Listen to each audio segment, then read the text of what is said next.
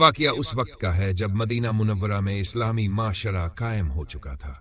صحابہ کرام اپنے اپنے کاموں میں مشغول رہتے، کھیت، باغات اور جانور رکھتے۔ ایک صحابی کے پاس ایک اونٹ تھا، لیکن وہ اونٹ سخت مشقت اور بھوک کی وجہ سے بہت کمزور ہو گیا تھا۔ مالک کی سختی اور غفلت نے اسے رنجیدہ کر دیا۔ یہی وہ موقع ہے جب رسول اللہ صلی اللہ علیہ وسلم اس اونٹ کے قریب تشریف لے گئے۔ صحیح حدیث میں آتا ہے کہ رسول اللہ صلی اللہ علیہ وسلم ایک انصاری کے باغ میں تشریف لے گئے۔ وہاں ایک اونٹ بندھا ہوا تھا۔ جیسے ہی اس اونٹ نے رسول اللہ صلی اللہ علیہ وسلم کو دیکھا، وہ آپ علیہ وسلم کے قریب آ گیا اور اس کی آنکھوں سے آنسو بہنے لگے۔ پھر وہ اونٹ عجیب انداز میں آوازیں نکالنے لگا جیسے اپنی تکلیف سنا رہا ہو۔ صحابہ یہ منظر دیکھ کر حیران تھے۔ حضرت اقدس صلی اللہ علیہ وسلم آگے بڑھے، اس کے سر پر ہاتھ پھیرا اور فرمایا، یہ اونٹ اپنے مالک کی شکایت کر رہا ہے کہ وہ اسے بھوکا رکھتا ہے، زیادہ کام لیتا ہے اور اس پر رحم نہیں کرتا۔ یہ سن کر اس اونٹ کا مالک شرمندہ ہو گیا اور وعدہ کیا کہ آئندہ وہ اس پر رحم کرے گا۔ رسول اللہ صلی اللہ علیہ وسلم نے ارشاد فرمایا، یہ بے زبان جانور بھی اپنے مالک کے ظلم کی شکایت اللہ کے نبی سے کرتے ہیں۔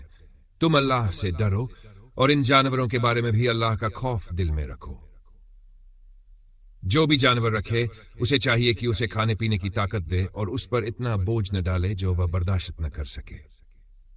آپ صلی اللہ علیہ وسلم کی رحمت صرف انسانوں کے لیے نہیں بلکہ جانوروں کے لیے بھی تھی۔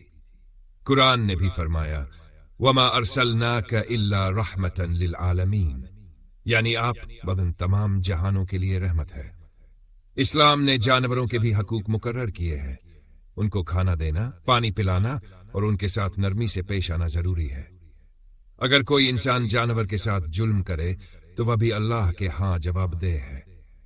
حدیث میں ہے کہ ایک عورت کو صرف اس وجہ سے جہنم میں ڈالا گیا کہ اس نے بلی کو قید کیا، نہ کھانے دیا نہ آزاد کیا۔ اگر ایک بے زبان جانور بھی اپنی فریاد نبی اسلام کے پاس لے آیا تو سوچ لیجئے کہ قیامت کے دن یہ سب جانور اللہ کے حضور گواہی دیں گے۔ یہ واقعہ ہمیں بتاتا ہے کہ اسلام کس قدر مکمل دین ہے، جو انسان سے لے کر جانور تک ہر مخلوق کے ساتھ حسن سلوک کا حکم دیتا ہے۔ میرے محترم بھائیوں اور بہنوں، آج کے واقعے سے ہمیں یہ سبق ملا کہ ہمیں نہ صرف انسانوں بلکہ جانوروں پر بھی رحم کرنا چاہیے۔ اگر ہم اپنے گھروں میں مرغی، بکری، کتا، بلی یا کوئی اور جانور رکھتے ہیں تو اس کی خوراک، صحت اور آرام کی ذمہ داری ہماری ہے۔